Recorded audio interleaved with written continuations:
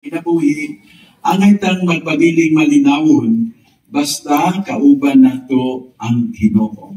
Amen? Amen. Nabitaw-nindot kayo nga panutihon, nagaingon, you are safer in the middle of a storm with God than anywhere else without Him. Amen? Amen. O sa ininsik pa, insik mo ko, ang kasabutan na, mas safe ka, no? Mas luwas ka, bisan taliwala sa bagyo, basta kauban mo ang Ginoo. Kaysa tuwa ka sa laking mga David, naway bagyo, pero wa sa'y Ginoo. Amen? Amen. So, atong pagpakan di, ang presensya sa nagkakasa.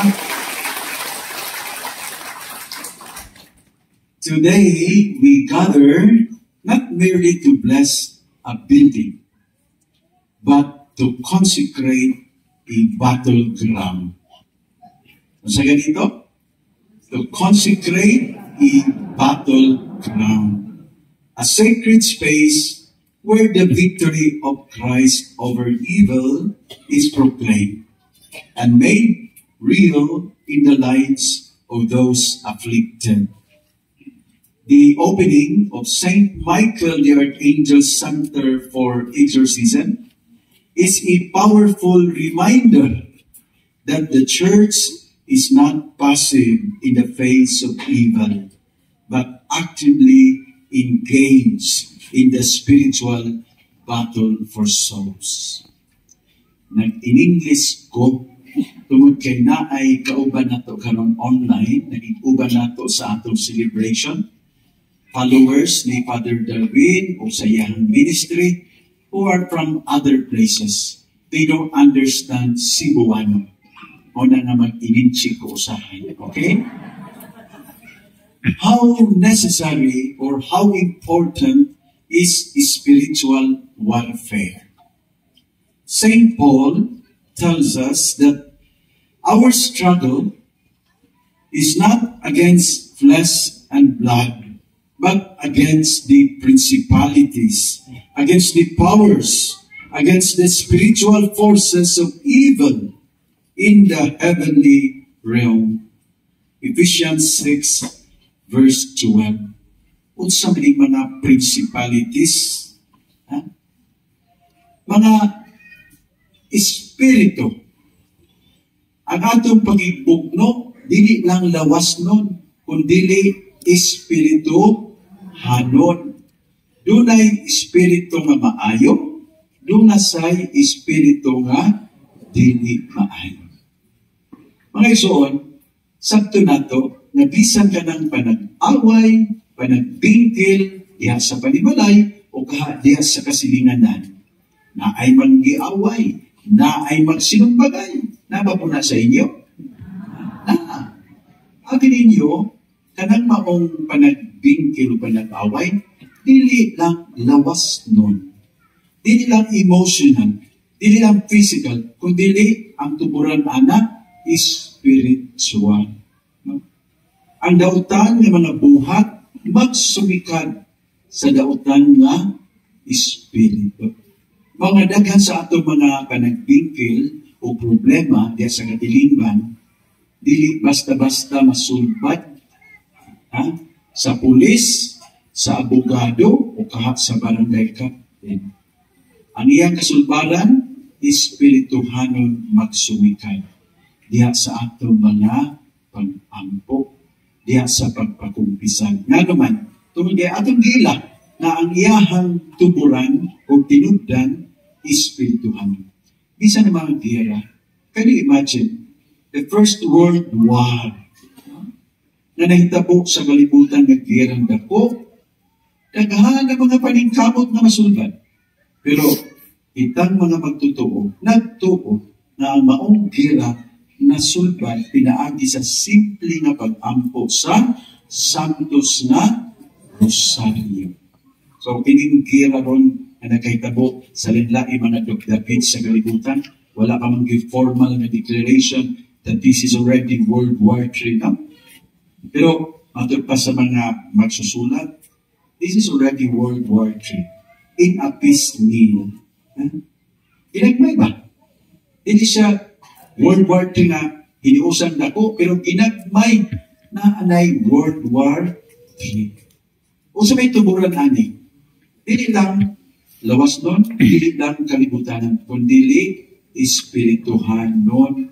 Dunay daotang espiritu nga nagpainit sa mga tao, nagpalibog nato o sa ato mga pangulo na mao'y hinungdan sa daghang mga kagubot na nagagritabo. So ayaw mo o kumpiyansa, ampo yuda. Kay di ni basta-basta masulbad, si President Trump sa Amerika, imon sulbad ko ni. One day, paglingkod na ko sa akong pagka-presidente, sulbad, buno ang gira. Pero nahitabo bang pagbuno? Wala hangtod karon nagpasulabi pagani sa lain-laing mga lugar. So, believe in the power of prayer.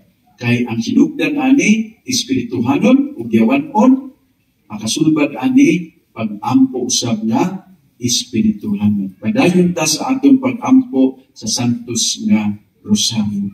Spiritual warfare is very important, especially in an age that prides itself in science and psychology. Many dismiss the idea of the devil as superstition. But this is the joy of the devil. Lipay ang yawa na ang mga tao di na mutuo na dunay dautan nga espiritu.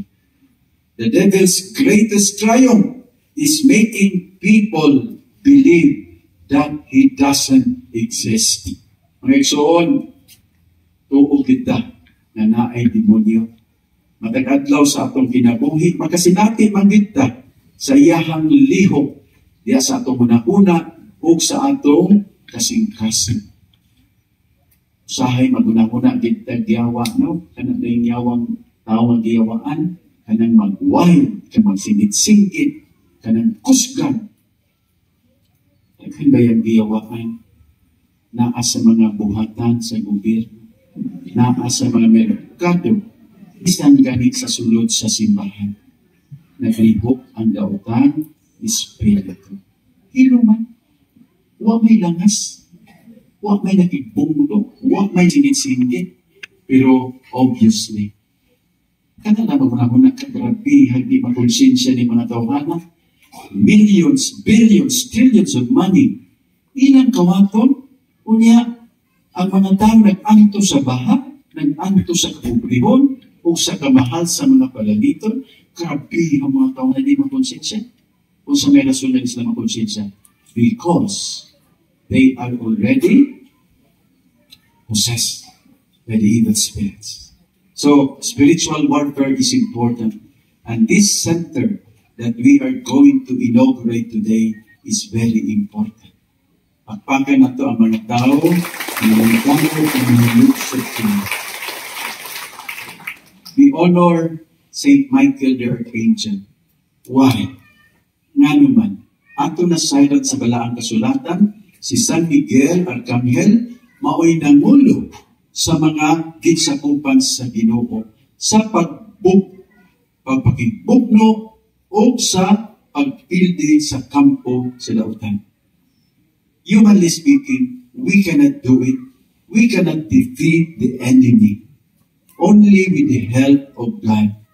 And only with the help of God's trusted people like St. Michael the Archangel and our dear exorcist in the diocese. Atong pagpakan sila. Salamat sa ilahang pagpaningkamot sa pagpagikuban ni San Miguel Arcangel. O kining maong center, punta, magpabilin nga dagpanan sa katawhan kagisamok sa daotang mga espiritu.